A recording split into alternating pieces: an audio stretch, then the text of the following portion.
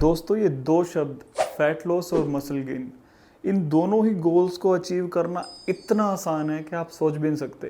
और इन्हीं दो बेसिक से गोल्स को अचीव करने के लिए इंटरनेट के ऊपर इतनी मिस इन्फॉर्मेशन फैली हुई है कि लोग इनको अचीव करने के लिए तरह तरह की डाइट्स फॉलो करेंगे, तरह तरह के वर्कआउट्स या हाइपर एक्सटेंसिव वर्कआउट्स को फॉलो करेंगे, जिससे कि होता क्या है कि एक टाइम के लिए वो शूट अप होता है और फिर दोबारा से वापस बैठ जाते हैं।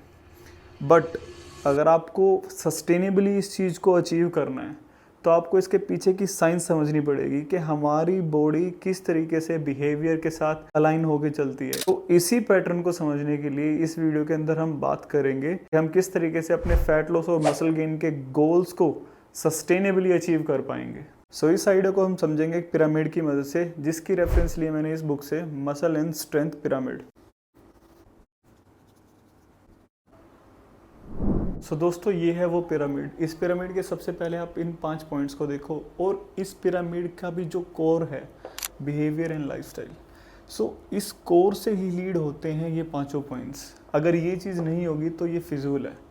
तो इस चीज़ को समझो, अगर आपको टेम्परेरी रिजल्ट्स नहीं चाहिए तो आपको इस चीज़ पे काम करना है। अगर आपको टेम्परेरी रिजल्ट्स चाहिए तो सिर्फ इस चीज़ पे काम करो और मिल जाएंगे, बट वो सस्टेनेबल नहीं होंगे। सो सबसे मेन चीज़ है ये। तो आपका कोई भी गोल हो, चाहे वो आपका मसल गेन हो चाहे वो फैट लॉस हो, उन दोनों को अचीव करके सस्टेन करना हमारा गोल है। आप खुद से पूछ के देखो भी, अगर आप एक बार ज़िंदगी में फिट हो जाओ, आप ये चाहोगे कि मैं कभी दोबारा अनफिट हूँ। या आपके दांत है, इन दांतों को आप चाहते हो कि आप 40 की उम्र के बाद खो दो? नहीं ना, आप चाहते हो कि सस्टेन रहे, तो इसीलिए हम इनको रोज़ ब्रश करते हैं। सेम वैसे ही बॉडी का सिस्टम भी है। अगर आपको अपनी मसल्स को टाइट रखना है, सस्टेन रखना है, गेन करना है, या फिर अपने फैट को कम करना है, सो उसको डेली प्रैक्टिस में लाना ही मेन चीज़ है। उसी को कहते हैं the way you live, your lifestyle. And behaviour से मेरा मतलब है आपकी फूड चॉइसेस से।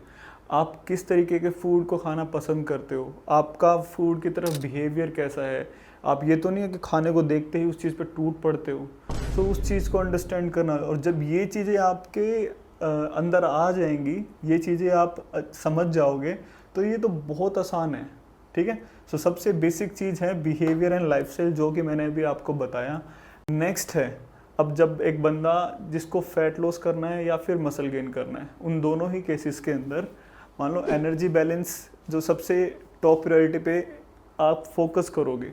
एनर्जी बैलेंस है कि कितनी कैलोरीज आपने इनटेक की, कैलोरीज इन और कैलोरीज आउट। इसको बोलते हैं CICO, calories in calories out.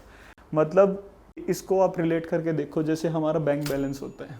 मान लो आप 2000 रुपये जमा कर रहे हो और 2000 रुपये आपने उड़ा दिए, तो बैलेंस क्या बचा? 0। बट अगर आपने 2000 जमा किए, 1500 उड़ाए, तो आप प्लस में कितना आगे? 500। ठीक है।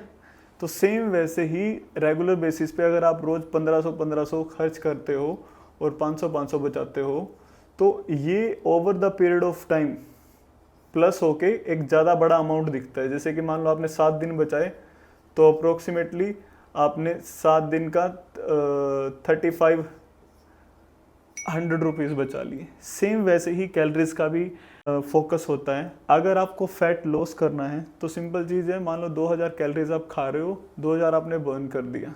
ठीक है। तो आपका वेट रहेगा मेंटेन 0। मान लो आप 63 किलो पे हो तो 63 ही मेंटेन रहेगा। अब मान लो आपने 2000 खाया और यहाँ पे आपने 2500 बर्न कर दिया। 2500 कहाँ से बर्न होगा? जो आपकी स्टोर्ड एनर्जी है, जो फैट होता है बॉडी के ऊपर, वो सोर्स ऑफ एनर्जी ही होता है, वो एनर्जी ही स्टोर्ड होती है। तो आपने उस स्टोर्ड फैट के अंदर से 500 कैलोरीज और माइनस कर दी, तो आप यहाँ से 500 कैलोरीज डेफिसिट में चले गए। सेम वैसे ही आपने 7 दिन तक फॉलो की वो रूटीन, तो आप 3500 कैलोरीज माइनस में हो। मीन्स आप 1 पाउंड बॉडी फैट ड्रॉप कर दोगे इजीली। सो ये बड़ा ही क्रूशियल फैक्टर है, चाहे आप गेन कर रहे हो चाहे आप लूज़ कर रहे हो। इस चीज़ को जब तक आप टेक केयर नहीं रखोगे तो ऊपर वाले पॉइंट बेकार हैं। अब बात करते हैं इसके बाद मैक्रोन्यूट्रिएंट्स, मैक्रोन्यूट्रिएंट्स से मेरा मतलब है आपके प्रोटीन, कार्ब्स और फैट। प्रोटीन, कार्ब्स और फैट। प्रोटीन, कार्ब्स और फैट सबको सुना होगा आपने, प्रोटीन तो बहुत सुना होगा, हर कोई बात करता रहता है, वैसे ही कार्ब्स और फैट भी होते हैं। सो 1 ग्राम प्रोटीन के अंदर अगर आप बात करो, 1 ग्राम प्रोटीन के अंदर अप्रोक्सीमेटली 4 कैलोरीज होती हैं। सेम 1 ग्राम कार्ब के अंदर भी 4 कैलोरीज होती हैं। और अब बात करें फैट की, तो 1 ग्राम फैट के अंदर अप्रोक्सीमेटली 9 कैलोरीज होती हैं। सो ये होता है इसका कैलोरी स्ट्रक्चर मैक्रोन्यूट्रिएंट्स का। इन सब कैलोरीज के अलावा एक और कैलोरीज भी होती हैं, मेरे शराबी भाइयों को पता नहीं होगा बट मैं उनको बता दूं, जो कि कैलोरीज आपको आती है अल्कोहल से, उसको बोलते हैं हम एम्प्टी कैलोरीज। उसके अंदर 1 ग्राम के अंदर 7 कैलोरीज होती हैं। सो ये होता है सारा कैलोरी स्ट्रक्चर। अब बात करते हैं मैक्रोन्यूट्रिएंट्स के सेटअप्स। अगर आपको किसी बंदे को फैट लॉस करना है तो उसमें इनका क्या रोल होता है उस चीज़ को समझते हैं। मान लो किसी को करना है fat loss, bear with the writing, ये थोड़ा काम नहीं कर रहा, सॉरी। सो फैट लॉस, अगर किसी को फैट लॉस करना है तो उस केस के अंदर आपके प्रोटीन, कार्ब्स और फैट, इनका क्या क्या रेशो रहना चाहिए उस चीज़ के ऊपर है। सो प्रोटीन जो ऑन एवरेज रहना चाहिए 25 से 35% के करीब। अब कार्ब की बात करते हैं, वो रहने चाहिए आपके 45 से 50% के करीब। ये रेशो रहता है। 10% की टॉलरेंस या मार्जिन आप लेके चल सकते हो, क्योंकि हमेशा जब भी हम खाना खाते हैं तो ऐसा तो है नहीं कि रेगुलर बेसिस पे बिल्कुल सेम डाइट फॉलो करते हैं। 19-21 का फ़र्क होता है, तो ये वही मार्जिन है सारा, 25 से 35, 45 से 55। अगेन आपके जो फैट्स हैं वो रहेंगे अप्रोक्सीमेटली 15% से 25%। सो इनके ये रेशो ऊपर नीचे होते रहते हैं। और अगर बात करें किसी को मसल गेन करनी है तो सबसे मेन रोल होगा पहले एनर्जी बैलेंस का। एनर्जी बैलेंस आप सरप्लस पे खाओगे हल्का सा, यहाँ पे आपने सरप्लस पे खाया। अब बात करते हैं मसल गेन की, तो मसल गेन के अंदर आप इनके रेशो को हल्का सा मैनिपुलेट कर दोगे। मैनिपुलेट कैसे कि आप यहाँ पे हल्के से कार्ब्स को थोड़ा सा और बढ़ा दोगे और प्रोटीन की कंजप्शन को थोड़ा और बढ़ा दोगे। तो इस तरीके से ये सारी चीज़ें मैनेज होके आपका ये गोल्स भी अचीव होते हैं। अब नेक्स्ट जो है आपके माइक्रोन्यूट्रिएंट्स, मतलब विटामिन्स एंड मिनरल्स, जैसे विटामिन और मिनरल्स। अब माइक्रोन्यूट्रिएंट्स उतनी ही ज़्यादा इम्पोर्टेंट है जितने कि ये दोनों चीज़ें, एनर्जी बैलेंस और आपका मैक्रोन्यूट्रिएंट्स। उसके पीछे कारण मैं बताता हूँ। जब मैं अपने स्टार्टिंग में फ़ैट लॉस कर रहा था तो मैंने सिर्फ और सिर्फ इन चीज़ों के ऊपर फोकस किया और इन चीज़ों को मैं निगलेक्ट करता था। मतलब मैं सब्जियां वगैरह बहुत कम खा रहा था। तो उस चीज़ से क्या हुआ कि मेरा फ़ैट लॉस तो हो गया, बट जो क्वालिटी ऑफ लाइफ है ना, या फिर मुझे पेन रहने लग जाता है कहीं, या फिर आप प्रॉपरली रिकवर नहीं कर पा रहे, तो वहाँ पे आपके माइक्रोन्यूट्रिएंट्स मतलब विटामिन्स एंड मिनरल्स बहुत हेल्प करते हैं। सो अब बात करते हैं न्यूट्रिएंट टाइमिंग। न्यूट्रिएंट टाइमिंग से मेरा मतलब है आपके खाने की टाइमिंग क्या रहनी चाहिए, ठीक है। सो टाइमिंग कितनी इम्पोर्टेंट है। आपने काफ़ी लोगों को बात करते हुए सुना होगा कि 7 बजे के बाद खाना नहीं खाना चाहिए, वेट लॉस नहीं होगा या फिर आपका वेट बढ़ जाएगा। तो मेरे दोस्त इस चीज़ को समझो, अगर let's take an example with the money, अगर आपके पास 2000 का नोट है, ठीक है, अब ये नोट की वैल्यू सुबह के 7 बजे तो 2000 है, बट ये रात के 12 बजे घट जाती है क्या? नहीं ना। तो सेम वैसे ही जो आपका जो फूड इनटेक है, इसीलिए लिखा हुआ है बेस एनर्जी बैलेंस। आपको जो फूड इनटेक करना है वो आपकी एनर्जी के सराउंडिंग ही करना है। मान लो आप 2000 कैलोरीज कंज्यूम करनी है आपको, चाहे आप सुबह से लेके शाम तक किसी भी टाइम खा लो। 7 से 9 मैंने एक एवरेज लिखा है क्योंकि हम इसी टाइम खाना खाते होते हैं, बट चाहे आप रात के 12 बजे खा लो, अगर आप इस कैलोरी बजट के अंडर खा रहे हो तो आप अपने गोल्स की तरफ बढ़ते रहोगे। बट अगर आप इसके ऊपर नीचे खा रहे हो, मान लो आपने रात को ऊपर चले गए सीधा 3000 2000 से 2500 3000 चले गए और रोज रोज कर रहे हो, तो वही ये वाला काम बन जाएगा कि आप रेगुलर बेसिस पे 500 600 ऊपर नीचे हो रहे हो, तो इस वजह से फिर आप उस चीज़ को अचीव नहीं कर पाओगे। ये रोल है आपकी न्यूट्रिएंट टाइमिंग का।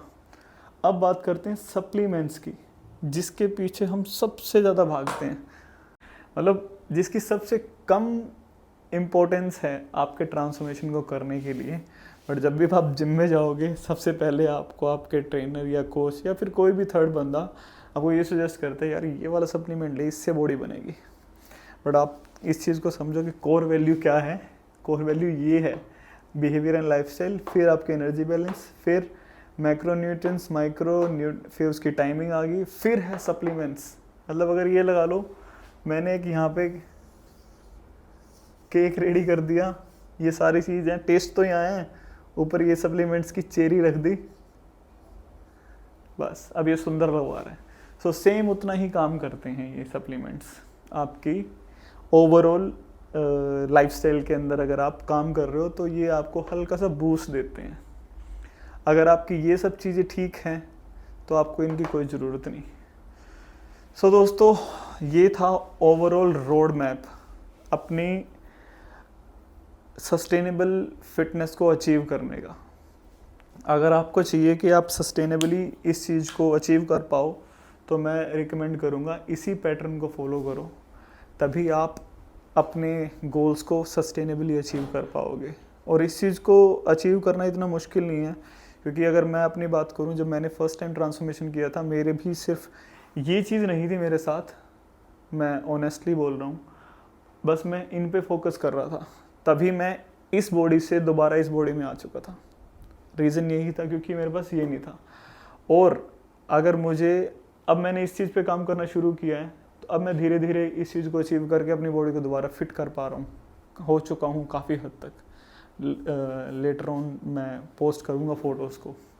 सो ये था ओवरऑल इस वीडियो का। आशा करता हूँ कि आपको वीडियो समझ में आया होगा और उन कोर वैल्यूज़ को समझे होंगे जो कि आपको एक ट्रांसफॉर्मेशन के दौरान हेल्प करती है। ऐसी और वीडियोस के लिए इस चैनल को सब्सक्राइब ज़रूर कर लीजिएगा। मिलता हूँ आपसे नेक्स्ट वीडियो में, जिसके अंदर हम इफ़ेक्टिवली फ़ैट लॉस कैसे कर पाओगे आप, उस चीज़ के ऊपर बात करेंगे, और कौन से वो हाई प्रोटीन फूड्स हैं जो आपको अपनी डाइट के अंदर रखने चाहिए। इन डेप्थ हम उन चीज़ों के ऊपर बात करेंगे। Thank you so much for tuning in. Have a good day.